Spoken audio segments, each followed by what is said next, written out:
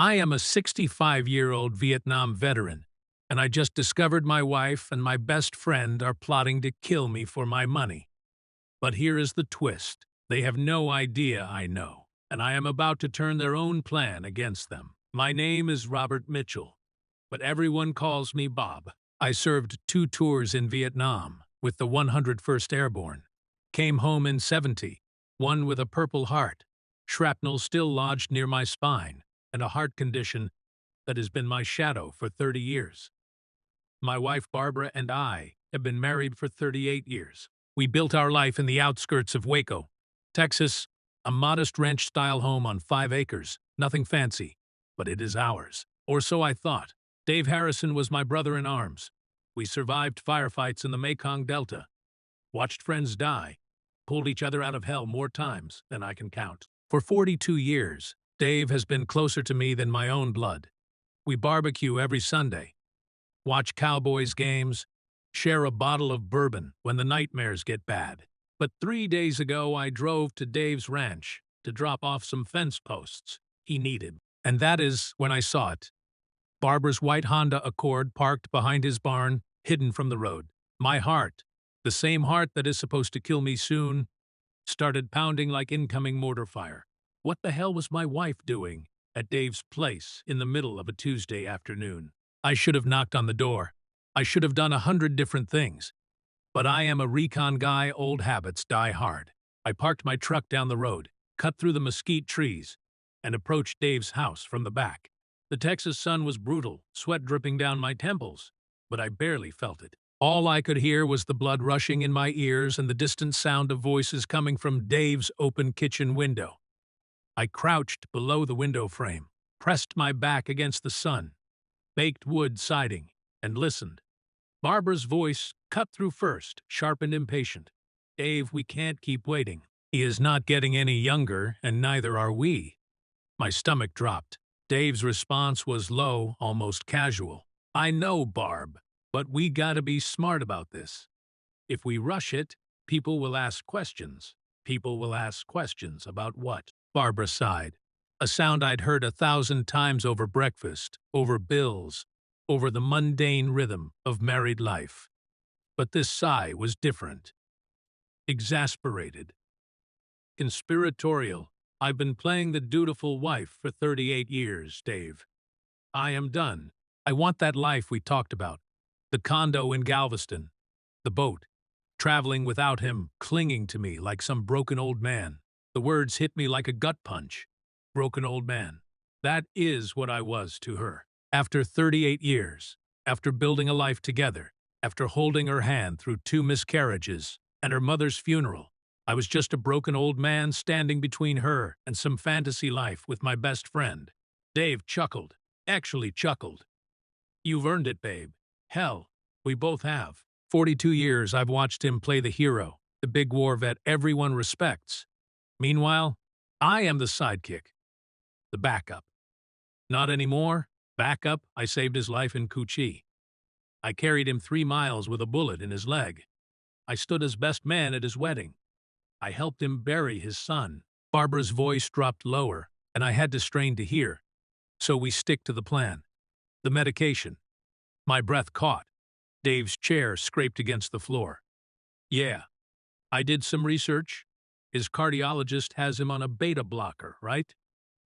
Metoprolol, 50 milligrams, twice a day. If we gradually increase the dosage without him knowing, mix it in with his vitamins, his supplements, his heart won't be able to handle it. It'll look like natural causes. Old vet, bad ticker, stress from his PTSD. No one's gonna question it." I pressed my hand over my mouth to keep from making a sound. They were talking about killing me. Clinically, like they were planning a vacation. Barbara hesitated. "What if someone orders an autopsy?" "They won't," Dave said, confident. "Doc Henderson has been treating Bob for years. He knows his heart's a ticking time bomb. When it finally gives out, Henderson will sign the death certificate without blinking. Heart failure due to pre-existing condition. Open and shut." There was a pause. Then Barbara asked the question that made my blood run cold. "How long?" Dave's answer was immediate. 3 months, Maybe less if we up the dose faster. But we gotta be careful. Can't have him collapsing in public or at the VA hospital. It needs to happen at home. Barb, quietly. You call 911. Play the devastated widow, and by the time the paramedics arrive, it is too late. I should have been terrified. I should have stormed in there and confronted them. But 40 years of military training kicked in. Reconnaissance first. Emotion later. I needed to know everything before I made my move. What about the estate? Barbara asked. He has got the house, the land, his veteran benefits, the life insurance. That is close to $800,000 total. And once you are the widow, it is all yours. We wait a respectful 6 months. Then you sell the house, we get married, and we're set. Galveston condo, fishing boat, the works. Barbara laughed. It was light, almost girlish, the same laugh I fell in love with in 1985. Except now, it was the sound of my wife celebrating my planned murder. I can't believe we're really doing this, she said. But there was no hesitation in her voice. Only excitement. We've waited long enough, Dave replied. Bob's had his time. I stayed there beneath that window for another 10 minutes, listening to them finalize their plan. They talked about how Barbara would discover my body, how she'd cry at the funeral, how Dave would be the supportive friend, comforting the widow, and no one. When they finally moved away from the kitchen, I slipped back through the mesquite trees, got in my truck, and drove home. My hands were shaking so badly I could barely grip the steering wheel. I pulled over twice just to breathe. Deep, controlled breaths like they taught us in combat. In for 4, hold for 4, out for 4. By the time I got home, the sun was setting over the Texas hills, painting the sky in shades of orange and red. Barbara's car wasn't in the driveway yet. I walked into our house, the house we built, the house I paid for with my veteran's pension and years of construction work after the war, and I sat down at the kitchen table. Everything looked the same. The wedding photo on the wall. The home sweet home sign Barbara bought at a craft fair. The coffee maker we got as an anniversary gift. But nothing was the same. This wasn't my home anymore. It was a cage, and I was the animal they planned to put down. I opened the cabinet where I kept my medications. There they were, neat little rows of orange pill bottles. Metoprolol for my heart, lisinopril for blood pressure, baby aspirin. I picked up the metoprolol bottle and examined it. The dosage was right 50 milligrams, just like the cardiologist prescribed. But for how long? Had they already started tampering with it? I heard Barbara's car pull into the driveway. My heart rate spiked, not from fear, but from adrenaline. The same adrenaline I felt before every mission in Vietnam. I wasn't a victim. I was a soldier, and soldiers don't go down without a fight. Barbara walked in, all smiles and sunshine. Hey, honey, sorry, I am late. I was at the grocery store. Lines were crazy. She kissed my cheek, the same cheek she kissed every day for 38 years. The same lips that just hours ago were plotting my death. No problem, I said, keeping my voice steady. What is for dinner? I was thinking pot roast, your favorite. My favorite, how thoughtful. I watched her move around the kitchen, humming softly, pulling out vegetables and spices. She looked so normal, so sweet, so loving. If I didn't know better, I'd think I was the luckiest man alive. But I did know better. That night, I lay in bed next to Barbara, staring at the ceiling, fan spinning lazily overhead. She was asleep, her breathing soft and even. I thought about all the nights we'd spent in this bed, all the dreams we'd shared, all the promises we'd made, and I realized something. I wasn't angry. I was focused. They wanted to kill me. Fine. But they were about to learn that you don't ambush a recon soldier and expect to walk away clean. I survived Vietnam. I survived shrapnel, malaria, and the kind of firefights that turned boys into ghosts. I sure as hell wasn't going to let a cheating wife and a backstabbing friend take me out with a handful of pills. I had 3 months, maybe less. 3 months to turn their plan against them. 3 months to make them believe they were winning while I set the trap. And when it all came crashing down, they'd realize they messed with the wrong veteran. So here is my question for you. If you discovered the two people you trusted most were planning to murder you, what would you do? Would you run? Confront them? Call the cops? Or would you do what I did? They thought they were hunting me. But what they didn't realize was that I'd already become the hunter. And in war, the hunter always controls the battlefield. The morning after I discovered their plan, I woke up at 05:00 hours old military habit. Barbara was still asleep, her face peaceful, innocent even.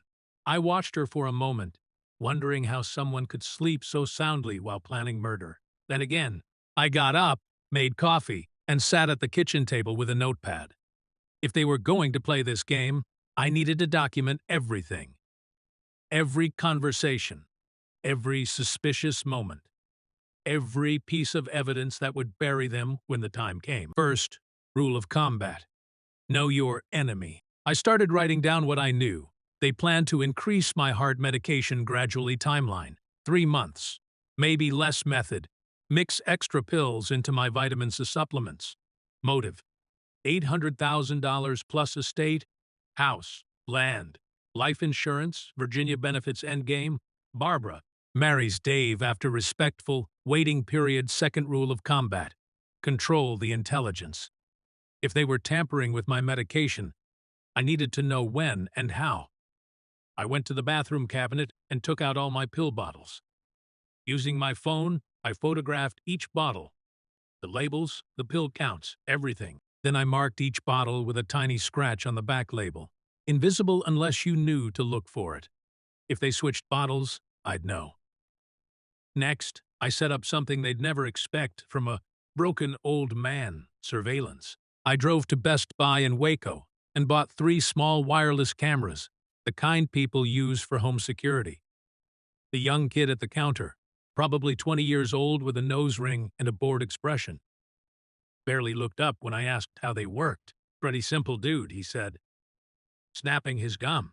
Download the app, sync the cameras, place them wherever. You can watch the feed from your phone, motion-activated recording, cloud storage, the whole deal. Can someone tell they're being recorded? I asked. He shrugged. Not unless they're looking for it. These things are tiny. You could hide one in a bookshelf, a plant, whatever. I installed the first camera in the kitchen, hidden inside a decorative tin on top of the refrigerator, pointed directly at the medication cabinet.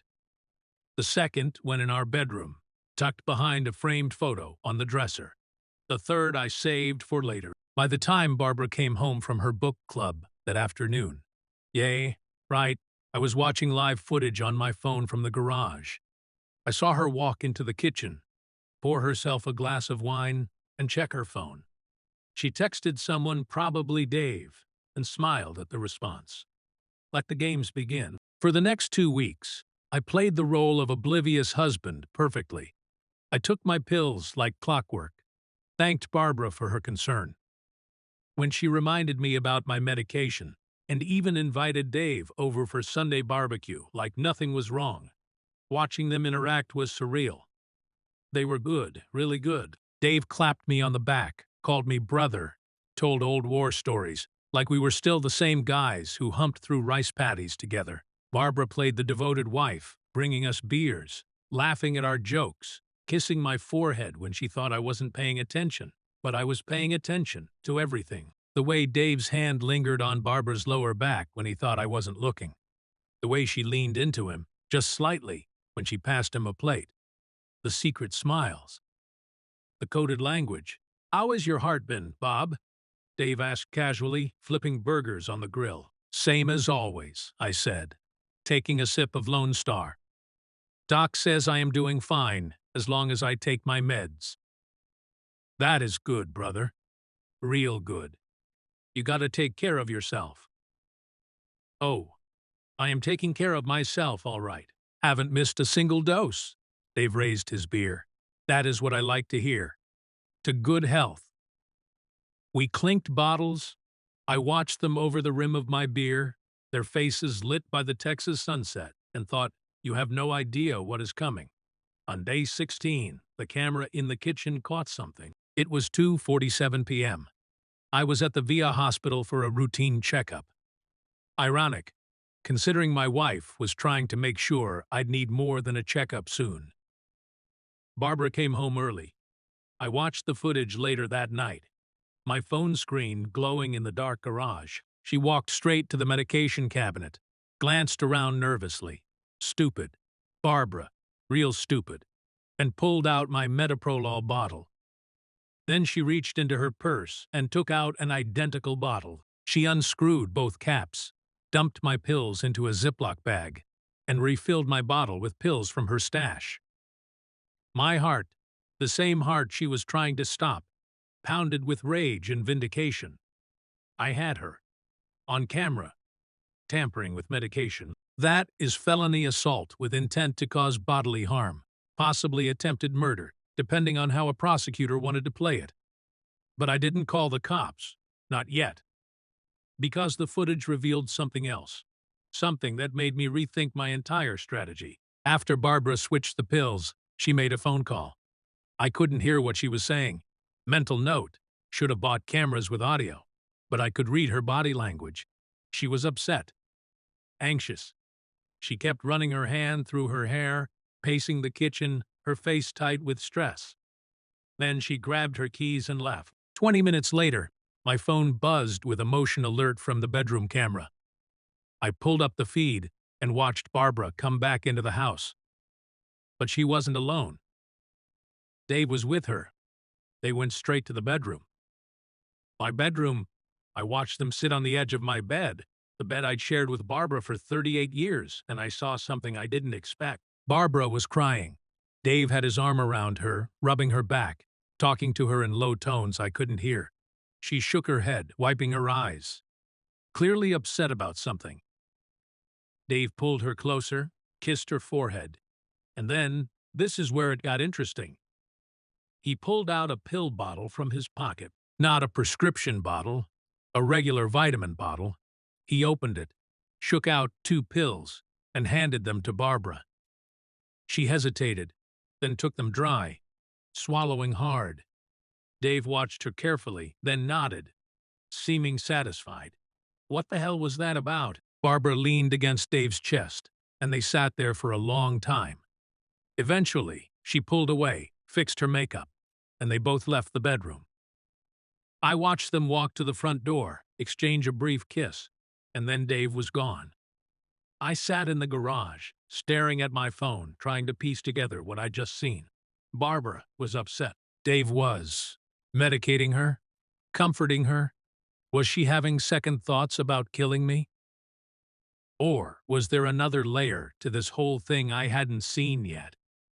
That night, after Barbara went to bed, I did something I am not proud of. I went through her purse. I found the Ziploc bag with my original pills. I found receipts from a pharmacy in Austin 2 hours away, not our usual place, and I found a prescription bottle in Barbara's name, alprazolam. Xanax. Anti-anxiety medication. The prescription was dated 6 months ago. The bottle was nearly empty. They'd been planning this for at least 6 months, and Barbara was stressed enough to need anxiety meds. That didn't fit the profile of a cold-blooded killer. Something else was going on here. I took a photo of everything, put it back exactly as I found it, and went to my office, the small room off the garage where I kept my old military gear, hunting equipment, and files. I locked the door and opened my laptop. Time to do some recon. I started with Dave. I'd known him for 42 years. But how much did I really know about his life now? His wife, Linda, died of cancer 8 years ago. His son overdosed on heroin 10 years ago. Dave had been through hell, but we all had. That didn't make you a murderer, or did it? I searched his name online. Nothing unusual. His Facebook was standard old guy stuff. Fishing photos, Texas Rangers posts, political memes. But then, I dug deeper. I searched property records. Dave's ranch, the place where I'd overheard them planning my murder, wasn't just his home. He'd taken out a second mortgage 2 years ago, and according to public records, he'd missed the last 3 payments. He was drowning in debt. I cross-referenced the timeline. Linda's cancer treatment, the medical bills, the funeral costs. Dave never talked about money problems, but that didn't mean they weren't there. Suddenly, $800,000 from my estate wasn't just a nice bonus. It was a lifeline. But here is where it got weird. I checked Barbara's financial records. We had a joint account, but she also had a personal checking account I rarely paid attention to. I logged in using the password she'd written down years ago. Still the same.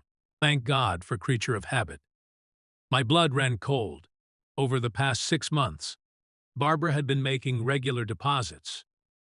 $2,000 here, $3,500 there. All cash deposits. No paper trail to where the money came from. The total, just over $45,000. Where the hell was my wife getting $45,000 in cash? I checked the dates of the deposits against my own calendar. Every single deposit happened on a day when Barbara said she was visiting her sister in Dallas. Her sister Margaret, the one who supposedly needed help after her hip surgery.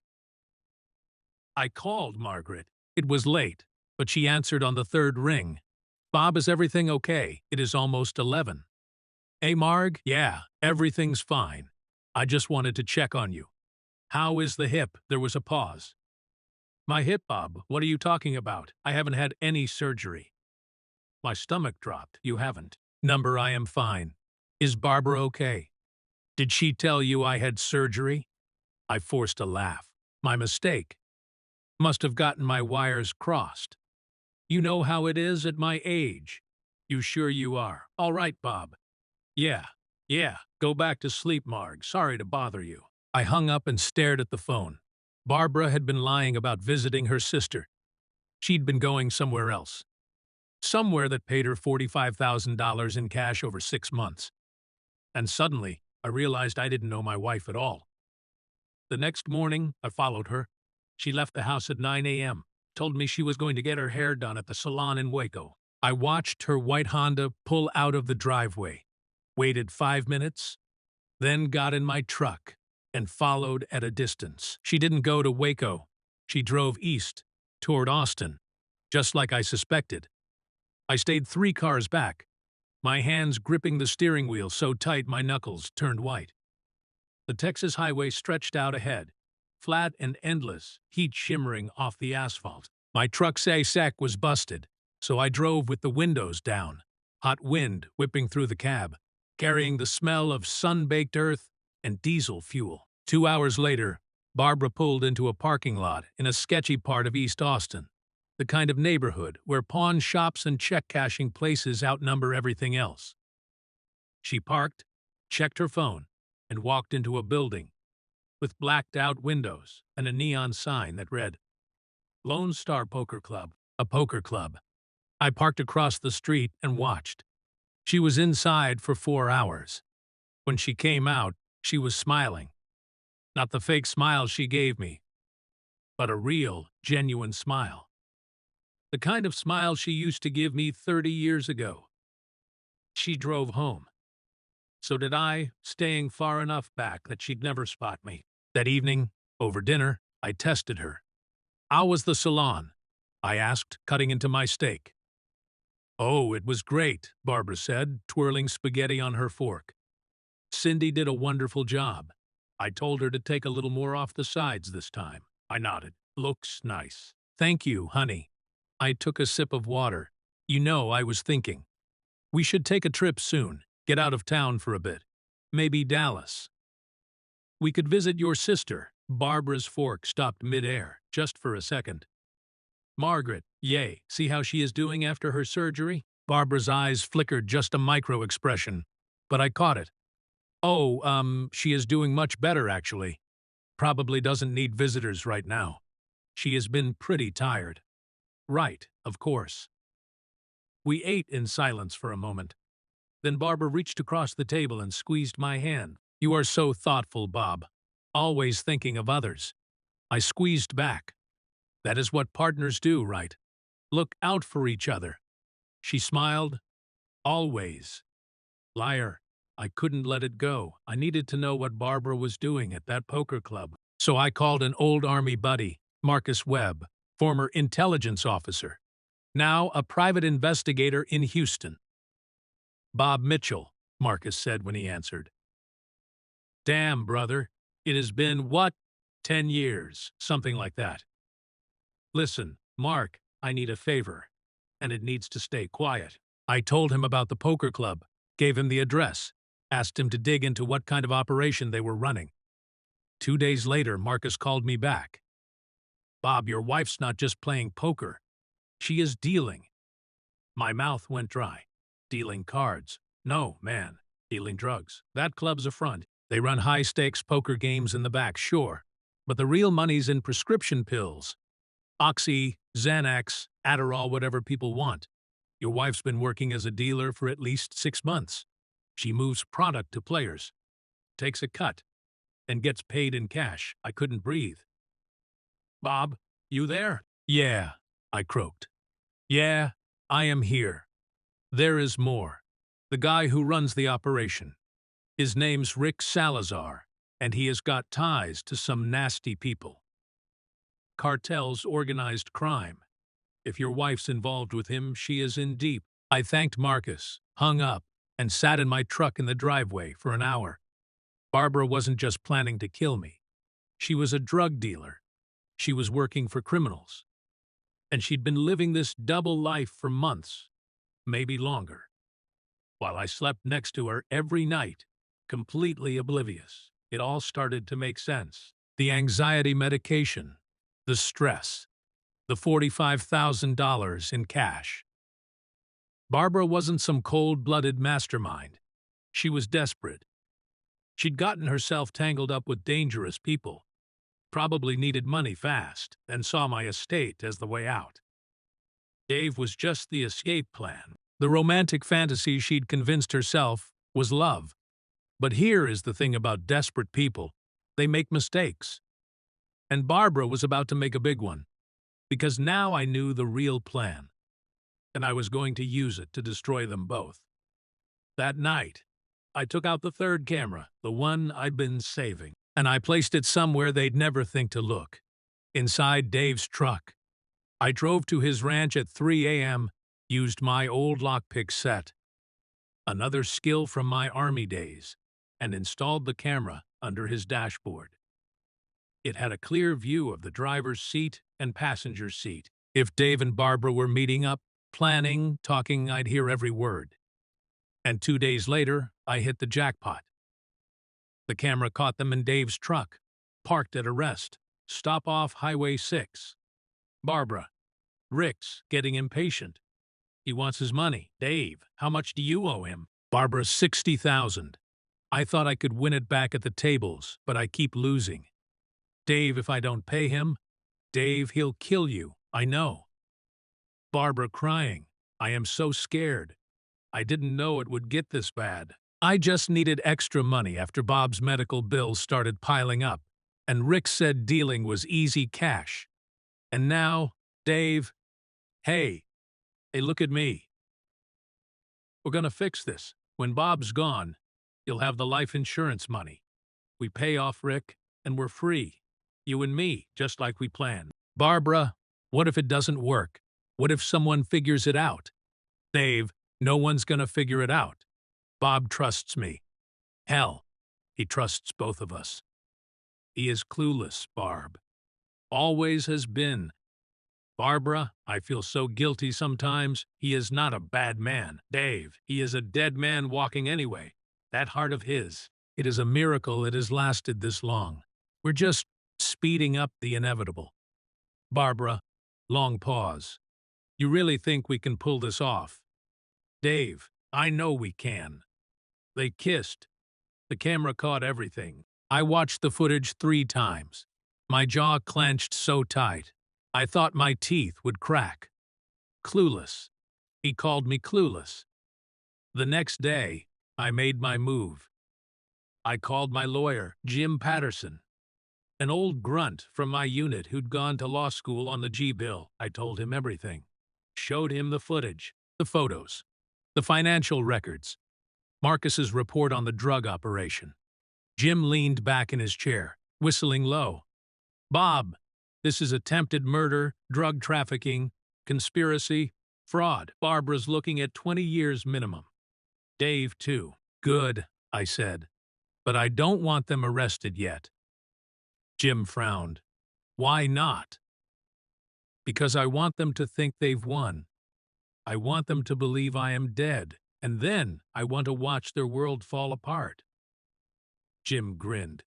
You sneaky old bastard, I told him. And for the first time in weeks, I smiled. They wanted to watch me die.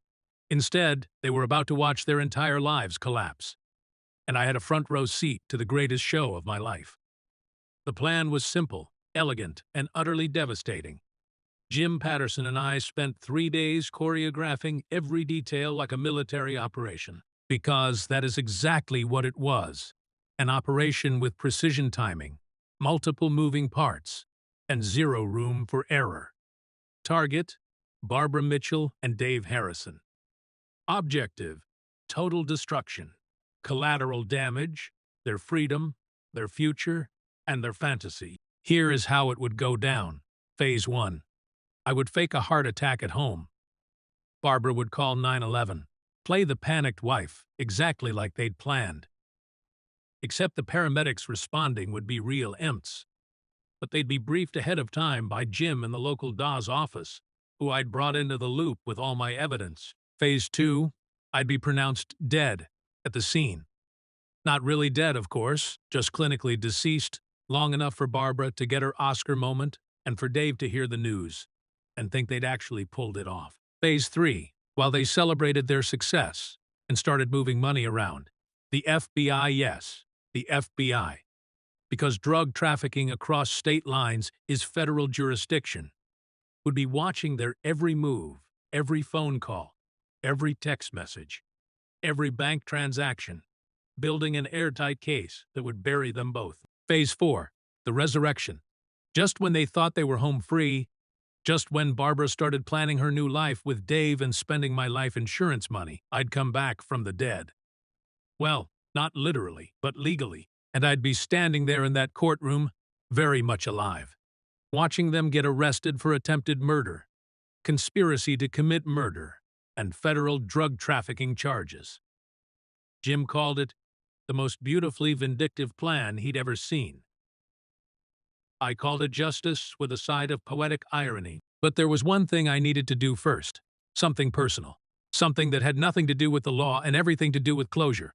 3 days before the planned heart attack, I invited Dave over for one last fishing trip. Just the two of us, like old times. He agreed immediately, probably thought it was a good opportunity to check on my deteriorating health, make sure the medication was doing its job. We drove out to Lake Waco at dawn, the sky painted in shades of purple and orange. The air still cool before the Texas heat kicked in. I brought my old tackle box, 2 rods, a cooler full of beer, and something else Dave didn't know about. A wire. I was wearing a recording device, courtesy of the Dawes office. Every word we spoke would be documented. We set up on the dock, cast our lines, and for a while, we didn't talk. Just 2 old soldiers watching the water, listening to the birds, pretending everything was normal. Then Dave broke the silence. You feeling okay, brother? You look a little pale. I kept my eyes on the water. Heart's been acting up lately. Doc says it is nothing to worry about, but you are worried, Dave finished. Yeah, I mean, at our age, you never know. Could be tomorrow, could be 10 years from now, Dave nodded slowly. That is the truth. Linda went so fast. 3 months from diagnosis to the funeral. I wasn't ready. You are never ready. There was genuine pain in his voice, and for a moment, just a moment, I almost felt sorry for him. Almost. Is that when things got hard for you? I asked carefully, after Linda died. Dave's jaw tightened. Yeah, medical bills wiped me out. I had to mortgage the ranch just to keep afloat. And then Bobby. He trailed off, his son, the overdose. I never knew you were struggling, man. You should have told me. Dave laughed bitterly. What were you gonna do, Bob? You got your own problems, your heart, Barbara's issues. I turned to look at him. Barbara's issues. What do you mean? Dave's eyes flickered, caught. He took a long sip of beer, buying time. Nothing. Just, she worries about you a lot. Right? She worries. We fell silent again. I reeled in my line, cast it back out. The sun was climbing higher now, burning off the morning mist. Dave, can I ask you something? Sure. Brother, if something happened to me, if I dropped dead tomorrow, you'd look after Barbara, right? Make sure she was okay. Dave didn't hesitate. Of course, you know I would. She is family. The word tasted like poison coming from his mouth. That means a lot, I said. Because sometimes I worry, what happens after. If she'd be able to handle everything alone. She wouldn't be alone, Dave said, his voice firm. I'd be there for as long as she needed. I bet you would. I let the conversation drift after that. We talked about the Cowboys' chances this season, argued about the best barbecue in Texas, told old war stories we'd told 100 times before, and the whole time, the wire recorded everything. When we packed up to leave, Dave clapped me on the shoulder. We should do this more often, Bob. Life's too short. I looked him in the eye. You are right, Dave. Life is short, and you never know when it is going to end. He smiled. That is why you gotta make the most of it. Exactly. We drove back in separate trucks. I watched him in my rearview mirror, his truck getting smaller and smaller, and I thought, that is the last fishing trip we'll ever take, brother. Enjoy the memory. 2 days before the planned operation, Barbara's behavior changed. She became clingy, affectionate, almost guilty. She'd bring me coffee in the morning without me asking. She'd sit next to me on the couch while we watched television, holding my hand like she used to when we were young. She even suggested we renew our vows for our 40th anniversary next year. I know I haven't always been the best wife, she said one night, her head resting on my shoulder. But I want you to know I do love you, Bob. I really do. I didn't know how to respond. Was this genuine remorse? Cold feet? Or just another layer of manipulation? I love you too, I said. Because what else could I say? She looked up at me, tears in her eyes. You really? Of course. Even after everything? My heart skipped. Did she know I knew? After everything what? I asked carefully. Barbara shook her head. Nothing. I am just being emotional. Ignore me. But I couldn't ignore it. That night, after she fell asleep, I checked the cameras. No unusual activity. No calls to Dave. No secret meetings. She'd been home all day, acting like a normal wife. I called Jim. She is having second thoughts, I said. Or she is covering her tracks, Jim replied. Bob, you can't get soft on me now. You saw the evidence. You heard them planning your murder. One moment of sentiment doesn't erase that. I know, because if you want to back out, I am not backing out. Good, because we're go for tomorrow. DA's ready. FBI's ready. EMPs are briefed. All you gotta do is fall down and let us do the rest. I hung up and looked at Barbara sleeping next to me.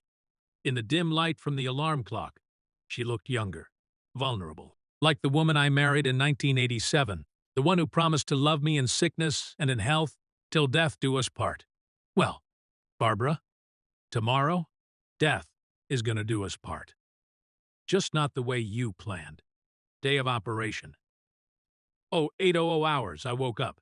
Went through my normal routine. Coffee. Pills. The real pills I'd been secretly taking while dumping Barbara's tampered ones down the toilet. I'd been playing along with her poisoning scheme for weeks. But in reality, my heart was as stable as it had been in years. Barbara was nervous. I could see it in the way she moved around the kitchen, the way she kept checking her phone. "You okay?" I asked. "Yeah, just didn't sleep well. Want to talk about it?" "Number it is fine." At 1400 hours, 2 p.m., I put the plan into motion. I was in the living room, watching television, when I suddenly clutched my chest and gasped. "Bob." Barbara looked up from her book. "Bob, what is wrong?" I stumbled, knocked over the coffee table, fell to my knees. My chest, can't breathe. Barbara dropped her book and rushed over. "Oh my God! Oh my God, Bob!" I collapsed onto the floor, my eyes rolling back. I'd practiced this with the paramedics, how to fake unconsciousness convincingly without actually losing consciousness. It is harder than it sounds. Barbara's hands were shaking as she grabbed her phone and dialed 911. Her voice was panicked, breathless, perfect acting. "911, what is your emergency?" "My husband. He is having a heart attack. He collapsed. He is not breathing." "Ma'am, I need you to stay calm.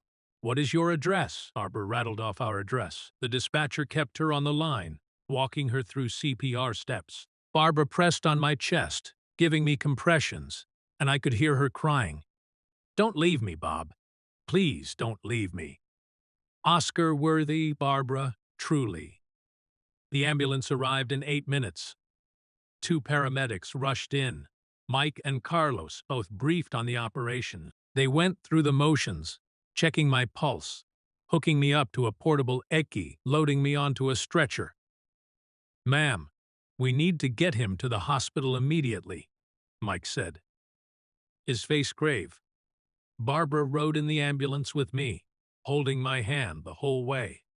I kept my eyes closed, my breathing shallow. Through my eyelashes I could see her face, tears streaming down her cheeks, her lips moving in what looked like a prayer. Good performance. But I know the truth. At the hospital, they wheeled me into the air. Barbara was told to wait outside. The moment the doors closed behind us, I opened my eyes. "How'd I do?" I asked. Carlos grinned. "Academy Award level, my friend. Your wife totally bought it." They took me to a private room where Jim Patterson and 2 FBI agents were waiting. One of them, Agent Sarah Reeves, mid-40s, sharp eyes, extended her hand. "Mr. Mitchell, thank you for your cooperation. We're going to take it from here." "What happens now?" I asked. "Now we wait. The ER doctor is going to go out there in about 20 minutes and tell your wife you died of cardiac arrest. We'll have a death certificate prepared, fake. Obviously, but she won't know that. Once she thinks you are dead, we watch what she does next. We've got surveillance on him, too. The moment your wife calls him with the news, we'll be recording." I nodded. My heart, my real, very much alive heart, was pounding with adrenaline. "There is one more thing," Agent Reeves said. "We got a warrant for Rick Salazar's operation. The drug ring your wife's involved with, we're hitting them tonight. But we need to keep your wife in play until then. Make sure she doesn't tip anyone off." "She won't," I said. "She thinks she just got away with murder." 20 minutes later, Dr. Henderson, my actual cardiologist, who'd been brought into the operation, walked into the waiting room where Barbara sat. We watched on a monitor from the private room. "Mrs. Mitchell." Dr. Henderson's voice was somber. Barbara stood up, her face pale. "Is he? I am very sorry. We did everything we could, but your husband's heart gave out. He is gone." Barbara's knees buckled. A nurse caught her, helped her into a chair. Barbara's sobs echoed through the waiting room. Loud, raw, devastating. And I watched, feeling. Nothing, no guilt, just cold, clinical observation. After a few minutes, Barbara pulled out her phone with shaking hands and dialed. Dave answered on the first ring. "Barb? What happened? Is he is dead." Her voice broke. "Dave, he is dead. Bob's gone." Then Dave's voice, barely controlled. "I am coming. Stay there. I'll be there in 20 minutes." Barbara hung up and buried her face in her hands. Agent Reeves looked at me. "You okay?" Yeah, I said. Let's finish this. Dave arrived at the hospital exactly 19 minutes later. He found Barbara in the waiting room and pulled her into a hug. They held each other for a long time, and to anyone watching, it would have looked like a friend comforting a grieving widow. But we were watching from a different angle, and we saw Dave whisper in Barbara's ear, "It is over. We're free." I can't believe it worked. I told you it would. They sat together for another hour, playing their roles. Dave talked to the hospital staff, made arrangements for the body, played the supportive friend perfectly. Barbara cried on cue, accepted condolences from nurses, signed paperwork. Then they left together. Dave drove Barbara home, and we followed. By 2200 hours, 10 p.m., Barbara and Dave were at my house. Our house. They thought they were alone. They weren't. FBI agents were positioned around the property. Cameras were recording, and I was in an unmarked van half a mile down the road, watching everything on a monitor. Inside the house, Barbara poured 2 glasses of wine. She and Dave sat on the couch, the same couch where I'd watched football for 20 years, and they toasted. "To freedom," Dave said. "To us," Barbara replied. They kissed, long, deep, celebratory. Then Dave pulled out his phone. "I am going to call the life insurance company first thing tomorrow. How much is the policy again?" $500,000. Barbara said. "Plus the house is worth at least 300, and his veteran benefits, the bank accounts. We're looking at close to $1 million total." Dave whistled. "That is enough to pay off Rick and still have plenty left over." "We have to be smart about it," Barbara said. "We can't just run off together immediately. People will talk." "I know. We'll wait 6 months like we planned. You play the grieving widow. I play the supportive friend. Then we slowly start developing feelings for each other. No one will suspect a thing," Barbara laughed. "God, I can't believe we pulled it off." "I was so scared, Dave." "I know. But it is over now. Bob's gone, and the lights in the house suddenly blazed on. By hands where we can see them. The front door crashed open. Agents swarmed in, guns drawn. Barbara screamed. Dave jumped to his feet, his face white with shock. "Hands up now." Dave slowly raised his hands. Barbara was frozen, her mouth open, her wine glass shattered on the floor. Agent Reeves stepped forward, holding up her badge. "Barbara Mitchell, Dave Harrison, you are under arrest for conspiracy to commit murder, attempted murder, and drug trafficking. You have the right to remain silent." Barbara's eyes were wild, darting around the room. "I don't. What are you? This doesn't make sense. My husband just died." "No, ma'am," Agent Reeves said calmly. "He didn't. And that is when I walked through the door." The look on their faces was worth every sleepless night, every moment of betrayal, every ounce of heartbreak. Barbara's wine, flushed face went pale as death. "Bob," Dave took a step backward, shaking his head. No, you are. You were dead." The doctor said. "Surprise," I said flatly. Barbara's legs gave out. She collapsed onto the couch, her whole body shaking. "This isn't real. This isn't happening." I walked closer, standing over them as FBI agents cuffed Dave's hands behind his back. "It is very real, Barbara. Everything you've done for the past 6 months. I know about it. The drug dealing. Rick Salazar. The money. The plan to kill me. I've known for weeks. Bob, please, I can explain. How you tampered with my heart medication. How you planned to watch me die and then collect my life insurance. How you were going to run off with my best friend and live happily ever after." Dave was struggling against the agents. "Bob, listen to me, brother." "Don't call me brother," I said, my voice ice cold. "Brothers don't plot to murder each other for money. Brothers don't betray 42 years of friendship. You are not my brother, Dave. You are just a coward who tried to take the easy way out." Agent Reeves stepped between us. "Mr. Mitchell, we need you to step back." I nodded and moved away, watching as they hauled Dave toward the door. He was shouting now, swearing, claiming it was all Barbara's idea, that he was manipulated, that he didn't want to do it. Typical. Barbara wasn't fighting. She just sat there, crying, silently, her whole world crumbling. Before they took her away, she looked up at me one last time. "I am sorry," she whispered. "Bob, I am so sorry." I stared at her. This woman I'd loved for 38 years.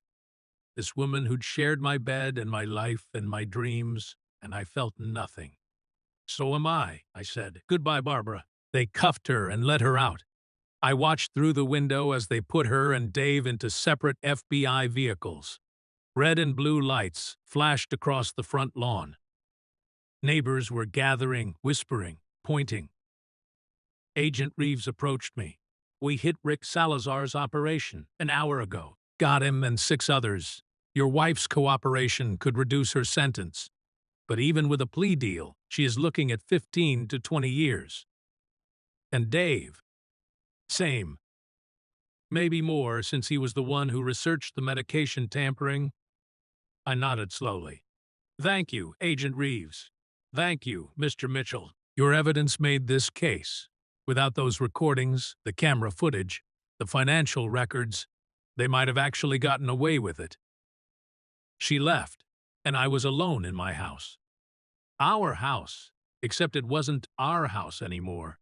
It was just mine. I walked through the rooms, slowly. The kitchen where Barbara had tampered with my pills. The bedroom where she'd slept next to me while planning my death. The living room where she toasted my demise.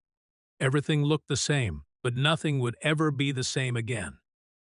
The trial was quick, with all the evidence, the recordings, the video footage, the testimony from Marcus Webb and the FBI. The jury didn't deliberate long. Barbara guilty on all counts. 20 years federal prison. Dave guilty on all counts. 22 years federal prison. Rick Salazar, 40 years for running the drug operation. I attended the sentencing. Barbara cried. Dave stared at the floor. Neither of them looked at me. When it was over, I walked out of that courthouse and into the bright Texas sunshine. I was 65 years old. My heart was damaged but still beating. I'd lost my wife and my best friend, but I'd gained something more valuable. My life, my dignity, my justice. I sold the house to many ghosts, bought a smaller place outside Austin, closer to my VA hospital, closer to some old army buddies who'd rallied around me after the news broke. I still fish sometimes. Not at Lake Waco. Too many memories. But there are other lakes. Other docks. Other sunrises. People ask me if I regret the way I handled it. If I should have just called the cops immediately. Let them handle it from the start. But here is the thing. I am a soldier, and soldiers don't surrender. They fight. They strategize. They win. And I won. But the story didn't end with Barbara and Dave's arrest, because there was one more monster I needed to face. The man who dragged my wife into hell. Rick Salazar. 3 weeks after the arrests, Agent Reeves called me. "Mr. Mitchell, Rick Salazar wants to meet you." I was unpacking boxes at my new place outside Austin. "Why would I want to meet him?" "He claims he has information about your wife. Things that might change your perspective." "I'll do it," I said immediately. 2 days later, I walked into Travis County Jail's visitor area. The room smelled like industrial cleaner and desperation. Rick Salazar entered wearing an orange jumpsuit. 45 years old, lean, with a spider web tattoo on his neck. Cold, calculating eyes. He sat across from me, chains rattling. "Robert Mitchell, the dead man who came back to life. That is some movie shit. You wanted to talk. So talk." Rick leaned back. "Your wife told you she got into dealing because she needed money, right? Medical bills, debt." "That is what she said." She lied. His smile was predatory. "Barbara didn't stumble into my operation. She came looking for it. Walked into my club 6 months ago with a proposition. Said she had access to a dying old man with fat life insurance. Said she needed help making it look natural. My fists clenched. You are lying. Am I? Who suggested you up your medication? Who got added to all your accounts? Who updated your will? Rick leaned forward. That wasn't desperation. That was planning. Why tell me this? She owes me 60 grand, plus she promised me 20% of your life insurance, $100,000. Then you ruined everything by not dying. He laughed bitterly. I'll give the day everything. Texts, emails, recordings. If I am going down, Barbara Mitchell goes down harder. McLennan County Courthouse was packed.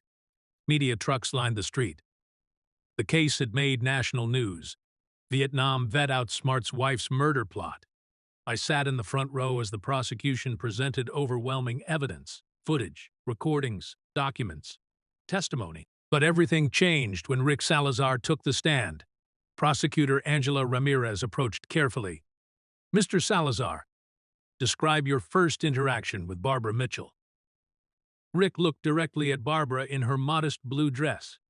She came to my poker club in March, said she wanted to deal cards. But after her first shift, she made a different offer. Help kill her husband for 60 grand upfront, plus 20% of the insurance payout. The courtroom erupted. Barbara's lawyer objected. This witness is a convicted felon. Ramirez held up a tablet. Text messages between them, dated the 15th of March. Quote, I need your help eliminating a problem. He is worth more dead than alive. The messages appeared on screen. Barbara buried her face in her hands. Mrs. Mitchell didn't just plan murder, Ramirez continued. She orchestrated it, recruited Mr. Harrison, manipulated him, and used Mr. Salazar's resources. This was premeditated murder, for hire. Then Dave took the stand gaunt, hollow-eyed, 20 pounds lighter. Mr. Harrison, when did Mrs. Mitchell first proposition you romantically? Ramirez asked gently. January, she called crying. Said Bob was getting worse, that she was lonely. And you believed her? Yeah. I'd been in love with Barbara for years. When she finally showed interest, his voice broke. I thought she loved me. When did she propose killing Mr. Mitchell? Late February. She said Bob's heart was failing anyway, that we'd be speeding things up, that we could finally be together. Dave looked at me. Bob, I swear I thought I was protecting her. Mr. Harrison, the judge warned. Dave wasn't the mastermind. He was another victim. Stupid, weak, guilty, but still a victim. On sentencing day, I gave my victim impact statement. 38 years, I began. That is how long I thought I knew my wife. Barbara finally met my eyes. You didn't just try to kill me, Barbara. You killed 38 years of memories. You killed every good moment. You took something sacred and turned it into a weapon. My voice hardened. But you didn't kill my will to survive, my ability to fight back, my refusal to be a victim. Your Honor, I don't want mercy. I want justice. I want them to spend the next 20 years thinking about what they destroyed, and I want them to know I am out here living while they rot. Silence. The sentence is Barbara Mitchell, 25 years, federal prison, no parole. Dave Harrison, 18 years, federal prison. Rick Salazar, 40 years, federal prison. As they led Barbara away, she turned. Bob. I looked away. Some people don't deserve your last words. 6 months later, I stood on Lake Travis's dock at sunrise, fishing rod in hand. My phone buzzed, a text from my daughter in California. Love you, Dad. Proud of you. I smiled. Behind me, footsteps. Janet, a woman from the hospital. Another veteran's widow. Kind eyes, warm smile. Catching anything? Not yet, but I am patient. She stood beside me. We watched the water in comfortable silence. I am 66 now. My heart's still ticking, and I am still here. That is victory enough.